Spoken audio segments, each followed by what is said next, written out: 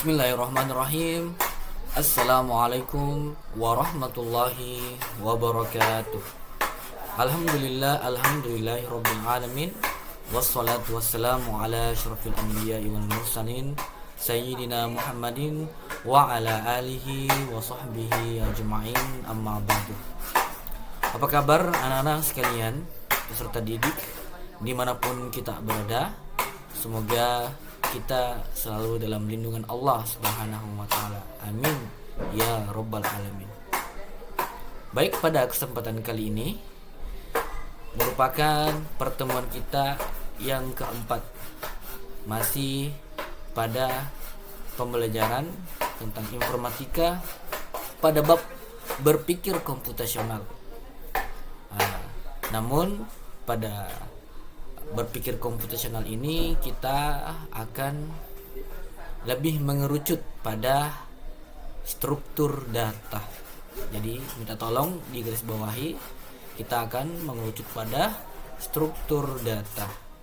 Nah, anak-anak sekalian, sebelum kita membahas pelajaran kita, terlebih dahulu saya akan memberikan persepsi kepada anak sekalian tentang materi yang pernah kita pelajari. Nah, pertama yaitu berpikir komputasional. Apa sih itu berpikir komputasional? Sebagaimana kita pelajari kemarin, bahwa berpikir komputasional merupakan sebuah kemampuan untuk memahami dan menyelesaikan masalah secara optimal, secara efektif dan efisien dengan menggunakan konsep komputasi seperti dekomposisi, pengenalan pola, abstraksi, dan apalagi yang keempat, algoritma.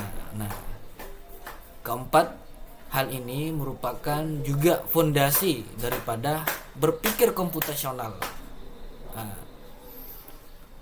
Pertama, apa sih itu dekomposisi? Dekomposisi merupakan bagaimana kita memecahkan masalah yang besar menjadi bagian-bagian yang kecil. Itu yang pertama. Fondasi yang kedua itu ada yang namanya pengenalan pola. Bagaimana caranya kita mengenal, mampu memahami, mampu membedakan antara pola yang satu dengan pola yang lain. Yang ketiga ada abstraksi. Abstraksi itu dengan menyederhanakan sebuah masalah, kita fokus pada hal-hal yang penting. Dan yang terakhir ada algoritma. Algoritma ini kita akan membuat sebuah langkah-langkah memecahkan masalah.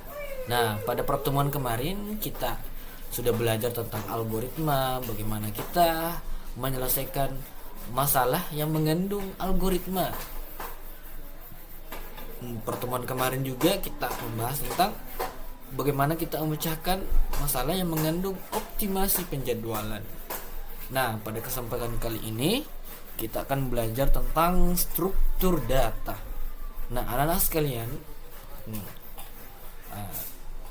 tujuan pembelajaran kita, siswa mampu menerapkan berpikir komputasional untuk menyelesaikan masalah secara efisien. Persoalan komputasi yang mengandung struktur data. Adapun indikator keberhasilan yang harus anak-anak capai, yang pertama adalah mampu mengidentifikasi persoalan komputasi yang berkaitan dengan struktur data. Yang kedua, mampu merancang langkah penyelesaian persoalan dengan menerapkan konsep berpikir komputasional. Yang ketiga, mampu memilih dan menggunakan struktur data yang tepat untuk menyelesaikan persoalan secara efisien. Yang terakhir, mampu mengimplementasikan solusi yang dirancang dalam bentuk algoritma atau program sederhana dan mengevaluasi efisiensinya. Begitu anak-anak sekalian. Oke, baik, kita ke slide selanjutnya. Anak-anak sekalian, perlu kita ketahui bahwa dalam kehidupan kita sehari-hari itu kita dihadapkan pada struktur data. Ya, secara tidak langsung anak-anak itu kita kesehariannya itu kita dihadapkan pada hal-hal yang mengandung struktur data. Nah, dalam informatika sendiri, data yang tersusun dalam bentuk daftar itu disebut dengan list. Contohnya seperti daftar belanja ibu di pasar. Contohnya lagi ada daftar nama siswa di kelas. Nah, anak-anak sekalian di kelas ketika disebut absennya itu kan merupakan struktur data yang tersusun. Nah, itu nama-namanya kalian itu pada absen atau presensi itu tersusun. Nah, data-data tersebut tersusun. Dalam informatika itu disebut dengan list. Diingat listnya. Anak-anak sekalian, mengapa itu penting? Karena daftar membantu kita mengatur informasi agar mudah diakses dan digunakan. Absen contohnya. Absen, anak-anak sekalian memiliki daftar hadir di sana, nama-namanya. Absen tersebut berguna untuk melihat kehadirannya anak-anak, untuk mengidentifikasi siapa-siapa saja yang sakit, siapa-siapa saja yang izin mungkin, dan siapa-siapa saja yang hadir di kelas. Itu akan membantu kita. Seperti saya, guru, akan membantu saya untuk mengidentifikasi berapa persen kehadirannya kalian selama menempuh mata pelajaran informatika dalam 1 semester atau 2 semester. Nah, anak-anak sekalian, coba sebutkan daftar yang pernah kalian buat selain daftar belanja dan daftar siswa. Ya, anak sekalian mungkin pernah membuat daftar harapan, daftar belajar, dan lain-lain. Nah, jadi ingat bahwa struktur data dalam kesehariannya kita ternyata kita selalu hadapi. Nah, lanjut, mengapa urutan penting dan tidak penting? Anak-anak sekalian, jadi ternyata struktur itu ada yang terurut dan ada yang tidak terurut. Nah, penting untuk ketahui bahwa yang terurut itu memiliki struktur yang jelas. Yang kedua, digunakan untuk data yang perlu diprioritaskan atau membuat semacam pola. Yang ketiga, seperti contohnya itu daftar absen atau daftar antrian bank. Nah, sekalian, absen kalian kan itu terurut sesuai dengan alfabet, dari A sampai Z. Anak-anak yang memiliki awalan huruf, yang memiliki nama dengan awalan huruf A itu akan berada pada posisi atas. Namun anak-anak yang memiliki awalan huruf yang agak ke bawah, Z, itu akan berada pada posisi bawah di presensi atau daftar hadir. Nah, begitu salah satu contoh daripada urutan itu. Nah, sedangkan yang tidak terurut, itu dia datanya fleksibel dan bebas. Itu digunakan untuk data bebas tanpa urutan-urutan, tanpa adanya aturan urutan. Jadi bebas kita masukkan ini dan lain sebagainya. Contohnya daftar belanja dan kumpulan foto. Daftar belanja ibu seumpama. Jadi kita bebas memasukkan daftar apa saja yang kita masukkan dalam daftar belanja itu. Itu data yang tidak terurut. Jadi perlu anak-anak ketahui bahwa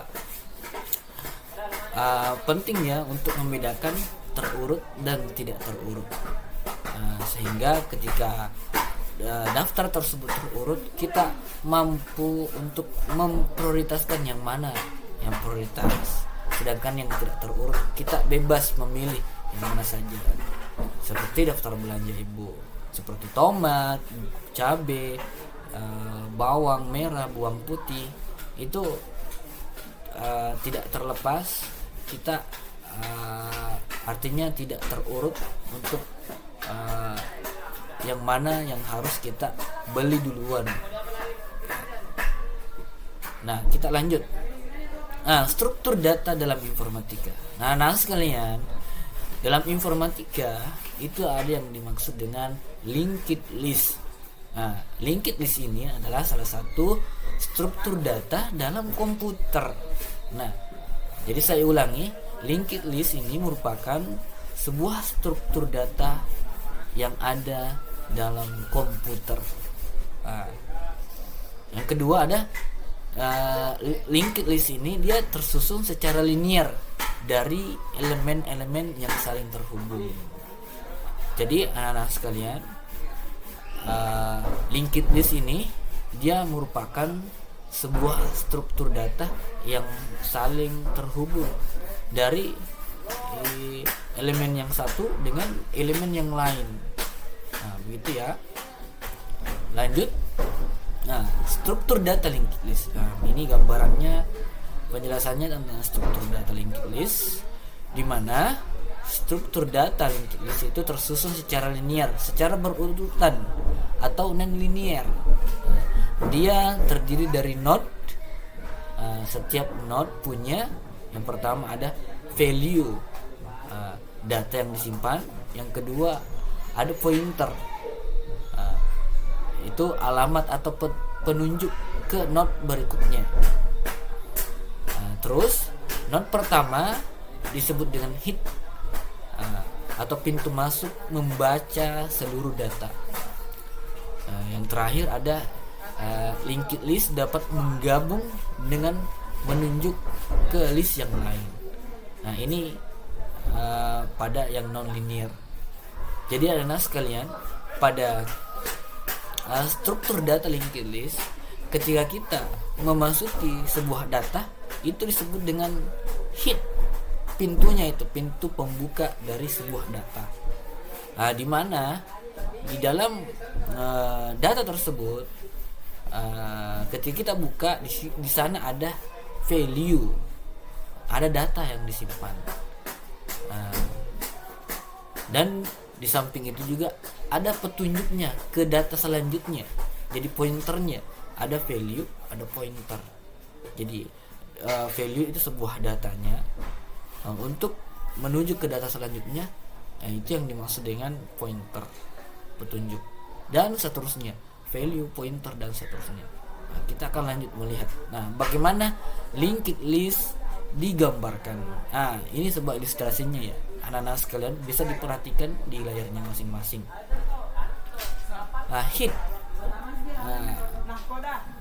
ada data, disebut dengan D1, ada pointer P1, lanjut data 2, pointer 2, data 3, pointer 3, sampai pada 0. 0 maksudnya di sini itu adalah akhir dari sebuah data. Di sini kita bisa lihat keterangannya. Data itu ada D1, D2, D3 adalah informasi yang disimpan. Pointer menunjukkan alamat elemen berikutnya, alamat data berikutnya, begitu ya. Nah 0 artinya akhir dari daftar. Lanjut, kesimpulan anak-anak sekalian. Sebagai kesimpulan bahwa salah satu struktur data dalam komputer adalah linked list. Digunakan di berbagai aplikasi, sistem navigasi, playlist musik, manajemen memori. Berpikir komputasional. Ini di sini kita berpikir komputasional, memecah masalah menjadi langkah-langkah. Di sana tadi ada fondasi daripada daripada berpikir komputasi itu. Seperti algoritma tadi, kita membuat sebuah langkah-langkah.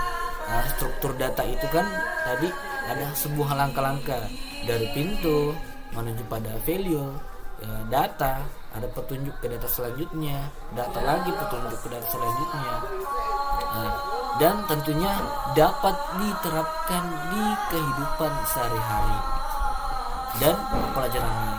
Nah, anak-anak sekalian, tentunya ketika mempelajari struktur data tentang berpikir komputasional pada pelajaran ini, tentunya kita bisa gunakan dalam kehidupan kita sehari-hari serta atau pelajaran lain. Seperti contoh, ketika kita bangun dari tidur, itu kan terproses apa yang selanjutnya akan kita lakukan. Setelah bangun dari tidur, kita ambil air wudhu. Setelah ambil air wudhu, kita wudhu. Setelah ambil wudhu, kita sholat subuh. Setelah sholat subuh, kita lanjut bersiap-siap untuk ke sekolah. Setelah dari sekolah, kita pulang istirahat. Setelah itu mungkin kita buka pelajaran kita waktu di sekolah, baru istirahat lagi. Setelah itu di sore hari kita pergi main. Ada yang hobi main bola, takraw, ada yang hobi lari, dan seterusnya sampai malam, dan seterusnya sampai kembali lagi tidur. Begitu, dia seperti mata rantai yang tidak dipisahkan. Begitupun juga pada mata pelajaran lain, kita bisa gunakan bagaimana kita menghubungkan informatika dengan matematika, bagaimana matematika dihubungkan dengan mata pelajaran yang lain, seperti ekonomi, fisika, kimia, dan seterusnya. Baik, begitu ya anak-anak sekalian. Harapannya anak-anak sekalian kita bisa memahami struktur data ini. Untuk selanjutnya, anak-anak sekalian, pada deskripsi video ini saya akan memberikan tugas pada anak-anak sekalian, dan tolong dikerjakan pada bukunya, dan akan saya lihat nanti pada saat pembelajaran tatap muka di sekolah. Baik, cukup sekian anak sekalian. Akhirul kalam, fasaburun jamil, wallahu musta'an. Assalamualaikum warahmatullahi wabarakatuh.